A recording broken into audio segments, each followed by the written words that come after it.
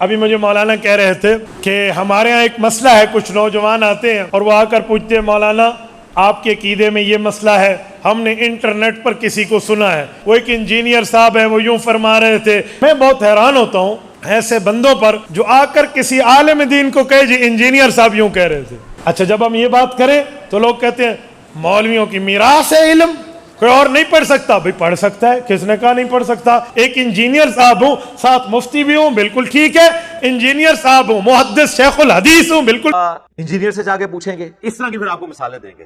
تو میرے بھائی پھر آپ ممبروں سے یہ بات کیوں کرتے ہیں، یہ حدیث کیوں بیان کرتے ہیں سنن ابن ماجہ کی جو مشکات میں موجود ہے کہ علم دین حاصل کرنا ہر مسلمان مرد و عورت پر فرض ہے؟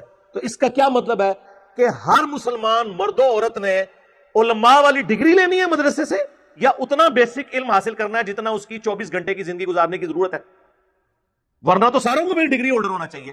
انما یخشی اللہ من عبادہ العلماء، اللہ کی خشیت اور معرفت تو صرف اہل علم کو ہے، اور علم سے مراد صرف حنفی بریلوی ڈگری، ہاں نہیں صرف حنفی دیوبندی ڈگری، نہیں صرف اہل حدیث کی ڈگری، نہیں یہ تو سارے 8 سال کے قوم یونیورسٹی ایران کی 17 سال کی شیعہ کی ڈگری، اے تہاڈی ڈگریاں دی اوقات جی۔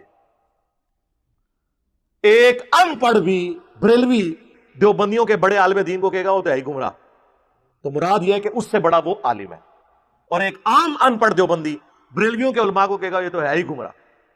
اس کا مطلب ہے کہ دیوبندیوں کا عام ان پڑھ بندہ بریلویوں کے علماء سے بڑا عالم، اے ڈگری دی اوقات سے رکھو انہوں اپنے کول۔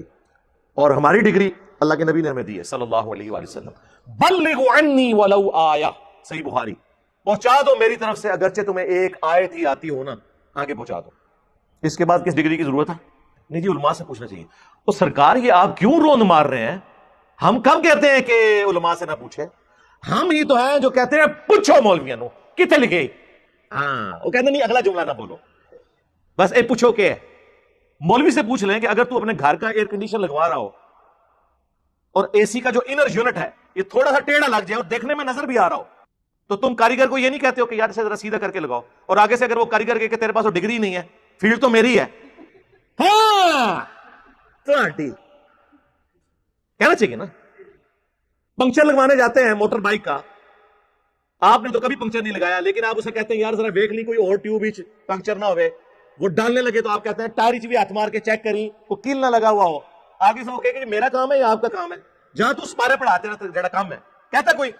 اس کا مطلب ہے کہ وہ پنکچر لگانے والا، وہ ایئر کنڈیشن فٹ کرنے والا، وہ موچی جو جوتیاں گانٹ رہا ہے اور آپ کے مشوروں کو اکوموڈیٹ کر رہا ہے، وہ ان مولویوں سے بہتر ہے، کم از کم کتے کی طرح پڑھتا تو نہیں نا، آگے سے اکوموڈیٹ کرتا ہے نا، یہ تو نہیں کہتا تیری فیلڈ نہیں ہے۔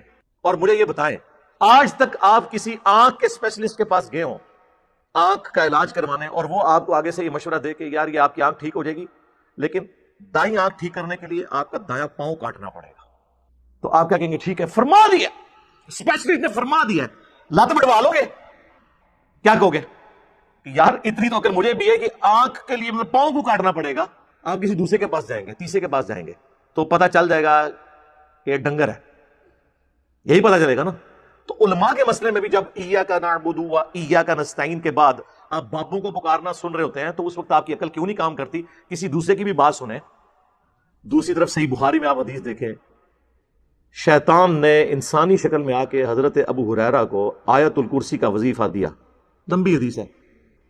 نبی علیہ السلام نے بعد میں بتایا کہ یہ 3 دنوں سے جو مہمان آ رہا تھا نا وہ شیطان تھا، لیکن اس نے یہ بات سچی کی تم سے کہ جو رات کو آیت الکرسی پڑھ کر سو جائے صبح تک ایک فرشتہ اللہ کی طرف سے حفاظت پہ مامور ہوتا ہے جھوٹا تھا بات سچی کی۔ تو ہمارے پیغمبر صلی اللہ علیہ وآلہ وسلم کی یہ تعلیمات ہیں کہ شیطان بھی اگر بات سچی کرے تو اس کی تصدیق کرو،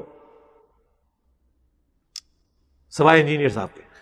یہ بریکٹ میں اگر کوئی پرائمری اسکول کا بچہ آ کے آپ کو یہ کہے کہ مولانا سورۃ البقرہ کی آیت نمبر 279 میں لکھا ہوا ہے کہ سود کھانے والے سے اللہ اور اس کے رسول کی جنگ ہے، عز و جل و صلی اللہ علیہ وسلم، آگے سے مولانا یہ جواب دے گا بیٹا آپ پاس ڈگری ہے تو چونکہ آپ کو ڈگری نہیں ہے لہٰذا میں نے قرآن کی آیت بھی نہیں ماننی۔ اگر یہ بات کوئی مولانا کرے تو اس کا کیا مطلب ہے؟ وہ کافر ہو گیا قرآن کی آیت نہ مان کے۔ اسے چاہیے کہ وہ 279 پڑھ لے اگر لکھا ہے مان لے. بٹ کی سپیلنگ BAT بٹ ہے, BUT بٹ ہے, اور BUT بٹ اور PUT پٹ نہیں ہوتا, PUT پٹ کیوں ہوتا ہے؟ یہ آکسفورڈ کی ڈکشنری بتاتی ہے یا کوئی انگلش کا مولانا بتاتا ہے؟ اور آج تک کوئی انگلش کا مولانا نہیں جو اختلاف کر جائے اس بات کے ساتھ. اس کی جرت نہیں ہے کہ اپنی کتابوں کے ساتھ غداری کرے. لیکن قرآن و سنت کے ساتھ غداری کون کرتا ہے؟ ہمارے علماء. ممبر پہ چڑھ کے جو مولوی آپ کو یہ کہے کہ قرآن و حدیث ڈائریکٹ نہ پڑھنا گمراہ ہو جاؤ گے. تم ایک دوسرے کی ڈگریوں کو نہیں مانتے ہو, ایک دوسرے کا ایمان نہیں مانتے ہو, اسلام نہیں مانتے ہو. یہ ان کی ڈگریوں کا حال ہے. ہم ہی لوگوں کو یہ کہہ رہے ہیں کہ علماء سے جا کے پوچھو. اس پلیٹ فارم کے علاوہ کوئی پلیٹ فارم کوئی روئے ارض پہ موجود ہے جو یہ کہتا ہو کہ ساروں کو سنو پھر ہمیں بھی سنو اور فیصلہ کرو؟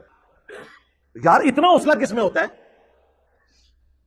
ان میں سے کوئی کہتا ہے سارے یہ مل کے کہہ رہے ہوتے ہیں انجینئر کو نہ سنو. کیوں کہہ رہے ہوتے ہیں بھائی؟ اتنا ڈر آپ کو کیا لگ گیا؟ ہم نے کبھی کہا کسی کو نہ سنو؟ مجھے یہ یقین ہوتا ہے کہ جب آپ کسی اور کو سنیں گے تو آپ کو یقین ہو جائے گا کہ ہم جو ان کے بارے میں کلیم کرتے ہیں نا کہ پورے جی ظاہر پورے نے جو اسکول نہیں سن پڑھتے, ماں پیو نے کیا پڑھنے جو کہتے نہیں انہوں نے مدرسے پاؤ, پھر اس قسم دی ان پٹ جس طرح کی آؤٹ پٹ بھی اسی قسم کی نکلے گی نا. لوگ کہتے ہیں جی وہ مدارس کی آؤٹ پٹ مولانا مودودی اور ڈاکٹر ذاکر نائک اور ڈاکٹر اسرار اور احمد دیداد یہ لوگ کیوں نہیں ہوتے؟ وہ سارے ادھر جو آگے ہوئے ہیں, ادھر تو وہ جائیں گے جو آپ نے جس قسم کے لوگ ڈالے ہیں, تو پھر آؤٹ پٹ اس قسم کی نکلے گی. تو اس میں عوام کا بھی قصور ہے. تو آندہ جب کوئی اس قسم کی بات کرے تو سب کو ایک آ کرے کوئی علمی بات کرو. ٹھیک ہوگا جی.